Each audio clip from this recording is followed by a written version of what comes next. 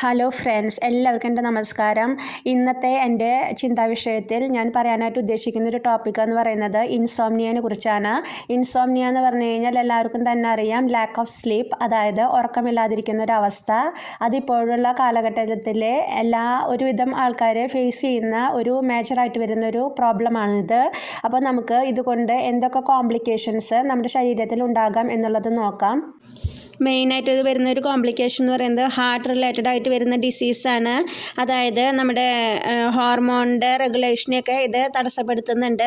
അതുപോലെ തന്നെ നമ്മുടെ ഹയർ ആയിട്ടുള്ള സ്ട്രെസ് ലെവല് ഉറക്കമില്ലാതിരിക്കുന്ന സമയത്ത് ആളുകളിലുണ്ടായിരിക്കും.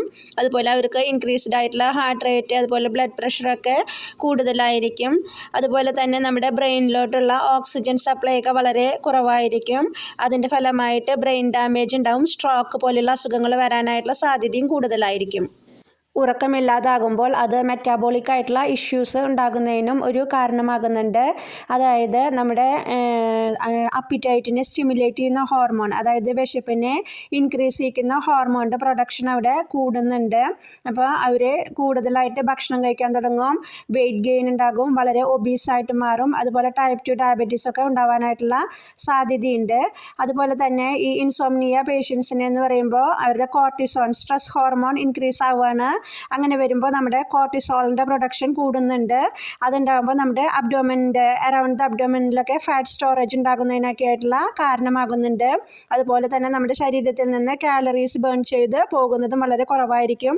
സ്ലോവർ മെറ്റാബോളിസം ആയിരിക്കും ഇവരിലുണ്ടാകുക. അങ്ങനെ ഒബീസ് ആവാനായിട്ടുള്ള സാധ്യതയുണ്ട്. അങ്ങനെ മെറ്റാബോളിക് ആയിട്ടുള്ള പ്രോബ്ലംസും വളരെയധികം ഉണ്ടാകും. ഡയബറ്റീസിനും ഒക്കെ കാരണമാകും. ഉറക്കമില്ലാതാകുമ്പോൾ മെൻ്റൽ ഹെൽത്ത് ഡിസോർഡറൊക്കെ സംഭവിക്കാനായിട്ടുള്ള സാധ്യതയുണ്ട്. അതായത് ഉറക്കമില്ലാത്ത വ്യക്തികളിൽ വളരെയധികം ആങ്സൈറ്റി, ഡിപ്രഷൻ പോലെയുള്ള അസുഖങ്ങളൊക്കെ വരാനായിട്ടുള്ള സാധ്യതയുണ്ടായിരിക്കും. അവർക്ക് ഒരു തരത്തിലും ഒറ്റ കാര്യങ്ങളും ചെയ്യുന്നതിനൊന്നും ഒരു ഇൻട്രസ്റ്റ് ഉണ്ടായിരിക്കില്ല. പഠിക്കുന്നതിനും ഒന്നിനും ഒരു ഇൻട്രസ്റ്റ് ആയിരിക്കില്ല. എപ്പോഴും ഒരു ഡിപ്രസ്ഡ് മൂഡായിരിക്കും ഉണ്ടായിരിക്കുക. നെക്സ്റ്റ് വരുന്ന ഒരു പ്രോബ്ലം എന്ന് പറയുന്നത് കോഗ്നിറ്റീവ് ഡിക്ലൈൻ ആണ്. എന്ന് പറഞ്ഞു കഴിഞ്ഞാൽ നമ്മുടെ ബുദ്ധിപരമായിട്ടുള്ള വളർച്ചയ്ക്ക് തടസ്സം വരിക. അതായത് അവരുടെ പുവർ മെമ്മറി ആയിരിക്കും ഉണ്ടായിരിക്കുക. അതുപോലെ തന്നെ കോൺസെൻട്രേഷനൊക്കെ വളരെ കുറവായിരിക്കും. കാരണം അവരുടെ ബ്രെയിനൊക്കെ എഫിഷ്യൻ്റായിട്ട് വർക്ക് ചെയ്യില്ല. അവർക്ക് പ്രോപ്പറായിട്ട് അറ്റൻറ്റീവായിട്ട് ക്ലാസ്സിലിരിക്കാനും ഒന്നിനും നമുക്കൊരു അറ്റൻഷൻ കൊടുക്കാനായിട്ട് തോന്നില്ല. ഏത് നേരം ഭയങ്കര ഫാറ്റീഗ്, അതായത് ഭയങ്കരമായിട്ട് ക്ഷീണം അനുഭവപ്പെടും. കാരണം നമ്മൾ ഉറങ്ങാതിരിക്കുന്നത് കൊണ്ടാണ് നമുക്ക് അങ്ങനെ ക്ഷീണം വരുന്നത്. അതുകൊണ്ട് തന്നെ നമുക്കൊരു പ്രോപ്പറായിട്ടുള്ള കോൺസെൻട്രേഷനൊന്നും ഒന്നിനും ലഭിക്കില്ല. പുവർ മെമ്മറി ആയിരിക്കും. ഇതൊക്കെയാണ് കോഗ്നിറ്റീവായിട്ടുള്ള ഇമ്പയർമെൻറ്റിലൂടെ ഞാൻ ഉദ്ദേശിക്കുന്നത്. നെക്സ്റ്റ് വരുന്ന ഒരു കോംപ്ലിക്കേഷൻ എന്ന് പറയുന്നത് ഫിസിക്കലായിട്ടുള്ള കോംപ്ലിക്കേഷനാണ്. അതായത് നമുക്ക് ഉറക്കമില്ലാതെ വണ്ടി ഓടിച്ചു കഴിഞ്ഞാൽ അപകട സാധ്യത വളരെ കൂടുതലാണ്. അതുപോലെ തന്നെ ജോലി സ്ഥലങ്ങളിലാണെങ്കിലും ഇഞ്ചുറി ഉണ്ടാവാനായിട്ടുള്ള സാധ്യത കൂടുതലാണ്. കാരണം നമുക്ക് ആ കോൺസെൻട്രേഷനും കാര്യങ്ങളൊന്നും ഇല്ലാതിരിക്കുകയാണ്. അപ്പം നമുക്ക് ഹൈ ആയിട്ടുള്ള റിസ്ക്കാണ് ഇഞ്ചുറി ഉണ്ടാകുന്നതിന്. അതുപോലെ തന്നെ നമ്മൾ കേട്ടിട്ടുണ്ടായിരിക്കും, ലോങ് ട്രാവലൊക്കെ ചെയ്യുന്ന വ്യക്തികൾ ഉറങ്ങിപ്പോയതിൻ്റെ പേരിൽ ആക്സിഡൻസുകളൊക്കെ ഉണ്ടായിട്ടുള്ളത് ന്യൂസുകളിലും ഒക്കെ നമ്മൾ കുറേ പ്രാവശ്യം കണ്ടിട്ടുള്ളതാണ്.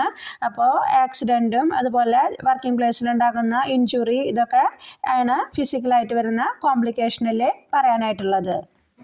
നെക്സ്റ്റ് വരുന്നൊരു കോംപ്ലിക്കേഷൻ എന്ന് പറഞ്ഞു കഴിഞ്ഞാൽ ഇമ്മ്യൂൺ സിസ്റ്റത്തിലുണ്ടാകുന്ന അല്ലെങ്കിൽ ഇമ്മ്യൂണിൻ്റെ ഫങ്ഷന് വരുന്ന ഒരു ഇമ്പയർമെൻ്റ് ആണ്. അതായത് നമ്മുടെ ഇമ്മ്യൂൺ സിസ്റ്റത്തിനെ അത് വളരെയധികം ബാധിക്കുന്നുണ്ട്. അങ്ങനെ ആകുമ്പോൾ തന്നെ നമുക്ക് പെട്ടെന്ന് അസുഖങ്ങൾ വരാനായിട്ടുള്ള സാധ്യത കൂടുതലാണ്. നമ്മൾ ഏകദേശം 7 to 9 hours എങ്കിലും ഉറങ്ങിയിരിക്കണം രാത്രിയിൽ. അങ്ങനെ ഡീപ്പ് സ്ലീപ്പ് ഉണ്ടായി കഴിഞ്ഞു കഴിഞ്ഞാൽ നമ്മുടെ ബോഡി ഒരു പ്രൊട്ടക്റ്റീവായിട്ടുള്ള ഒരു സൈറ്റോകൈൻസ്, ആൻറ്റിബോഡീസ്, അതുപോലെ T സെൽസിനെയൊക്കെ പ്രൊഡ്യൂസ് ചെയ്യുന്നുണ്ട്. അത് നമ്മുടെ ബോഡീനെ ഇൻഫെക്ഷനിൽ നിന്ന് പ്രൊട്ടക്റ്റ് ചെയ്യുന്നതിന് ഹെൽപ്പ് ചെയ്യിക്കും. അത് നന്നായി ഉറക്കമുണ്ടായാൽ മാത്രമാണ് ആൻറ്റിബോഡീസ് നമ്മുടെ ബോഡിയിൽ പ്രൊഡ്യൂസ് ആവുന്നത്. അതുകൊണ്ടാണ് നമുക്ക് നല്ല അഡിക്വേറ്റ് ആയിട്ടുള്ള സ്ലീപ്പ് ഉണ്ടായിരിക്കണമെന്ന് പറയുന്നത്. അല്ലെങ്കിൽ നമ്മുടെ ശരീരത്തിൽ അസുഖങ്ങൾ വരാനായിട്ടുള്ള ചാൻസസ് വളരെ കൂടുതലാണ്.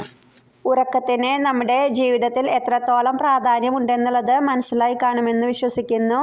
എന്നെ ഇത്ര നേരം ശ്രവിച്ചതിന് നിങ്ങൾക്ക് എല്ലാവർക്കും നന്ദി. ഇനി ഇതുപോലെയുള്ള മറ്റൊരു വീഡിയോയുമായിട്ട് അടുത്ത ദിവസം ഞാൻ വീണ്ടും വരാം.